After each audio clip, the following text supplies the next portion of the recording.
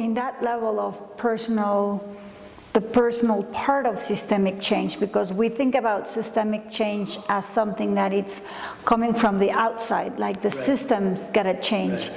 And maybe that's part of your key learning elements. So that has to do with the individual part. What is it that you have learned on the level of the individual?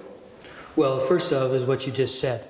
It's kind of paradoxical for people because the term systemic change immediately gets people thinking about the outside.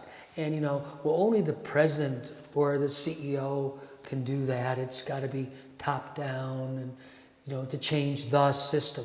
But there's no the system.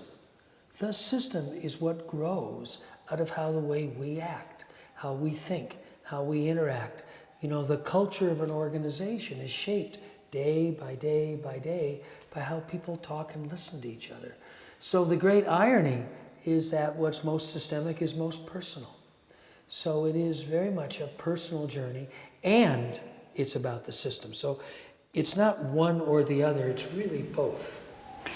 And so going back to the personal, and given that we're talking about social, emotional growth, social, emotional development, what is it that, what role emotional development, social emotional development or skills play in this journey of systems change? Well, first off, you might say at just the personal level, at the individual level, the development of patience, of the ability to simply have a vision, have some idea of something that really matters to you, but then be patient. It won't happen quickly. It's like raising your children. This doesn't happen quickly. So that ability to both be, you might say, have a sense of urgency, this really does matter, and a sense of patience. Then, of course, when you really get into the how this happens, it's always building networks of collaboration.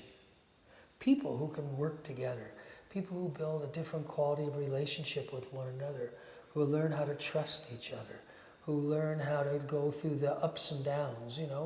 The relationships are always going to have ups and downs. Things are going great, and then all of a sudden you have difficulties. How do you kind of go through those?